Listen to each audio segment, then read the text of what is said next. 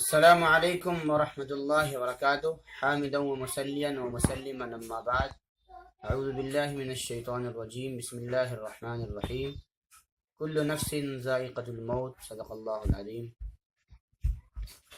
حضرات، اس وقت امت مسلمہ کے لیے، بالخصوص ہندوستانی مسلمانوں کے لیے نہایت ہی افسوس کا مقام ہے اور بہت ہی زیادہ صدمہ پہنچ رہا ہے کہ آج ہم سب کے ملی، دینی، سیاسی اور قومی رہنما جناب حضرت مولانا اسرار الحق صاحب قاسمی رحمۃ اللہ علیہ کا انتقال ہو گیا۔ یہ پوری امت مسلمہ کے لیے بہت ہی زیادہ نقصان اور خسارے کی بات ہے۔ حضرت والا ایک ایسے عالم دین تھے جن کے چلے جانے سے امت کا بہت بڑا نقصان ہوا ہے، اور جو خلا پیدا ہو گیا ہے اس کا پر ہونا بہت مشکل ہے۔ آپ شروع سے ہی امت کے لیے بہت زیادہ فکر مند تھے اور ہمیشہ کوششیں کرتے تھے۔ شروع میں جمعیت علماء ہند کے ساتھ بھی بہت زیادہ کام کیا، اس کے بھی ناظم عمومی جنرل سیکریٹری بھی رہ چکے ہیں۔ اس کے علاوہ آپ خود اپنے طور پر بھی ایک تنظیم اور ایک تحریک امت کے لیے قائم کیا تھا، ملی فاؤنڈیشن کے نام سے، اور اس پلیٹ فارم سے بہت زیادہ خدمات انجام دے رہے تھے، اور ابھی تقریباً 2 مرتبہ ایم پی کا الیکشن جیت کر کے مسلمانوں کی سیاسی قیادت فرما رہے تھے۔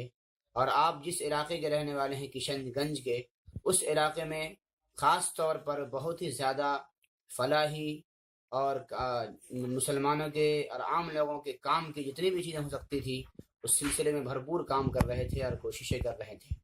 آپ امت مسلمہ کے ایک بہترین قائد، بے باک خطیب اور ایک بہترین لکھنے والے محرر بھی تھے، مضمون نگار بھی تھے۔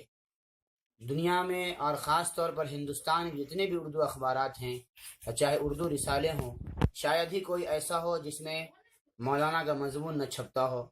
بچپن سے ہم لوگ حضرت کا مضمون پڑھتے آ رہے تھے، اور پڑھنے کے بعد ایک عجیب سی کشش، ایک عجیب سی کیفیت محسوس ہوتی تھی۔ اسی طریقے سے آپ کے بیانات بھی الحمدللہ اس قدر عمدہ اور پرمغز ہوتے تھے، اور خاص طور پر اس ملک کے حالات اور مسلمانوں کے لیے جو سیاسی یا سماجی طور پر جو بھی بیداری کی چیزیں ہوتی تھیں وہ سب اس کو پیش کرتے تھے۔ آپ کے بیانات جو پارلیمنٹ میں ہوئے ہیں اور جو اسٹیجوں پر ہوئے وہ سب کے سب محفوظ ہیں، اور آپ کی جو خاص طور پر جتنے مضامین ہیں اس پر ہمارے ایک دوست مولانا نیاب حسن قاسمی وہ کام کر رہے تھے۔ انشاءاللہ وہ ساری چیزیں لوگوں کے سامنے منظر عام پر آئیں گی۔ یہ بہت ہی دکھ کا مقام ہے، بہت بڑا صدمہ پہنچا ہے امت کو۔ اللہ تعالیٰ ان کا نعم البدل نصیب فرمائے، اور حضرت والا کو کروڑ کروڑ سکون نصیب فرمائے، مغفرت فرمائے، اور آپ کے سیئات سے درگزر فرمائے، حسنات کو قبول فرمائے۔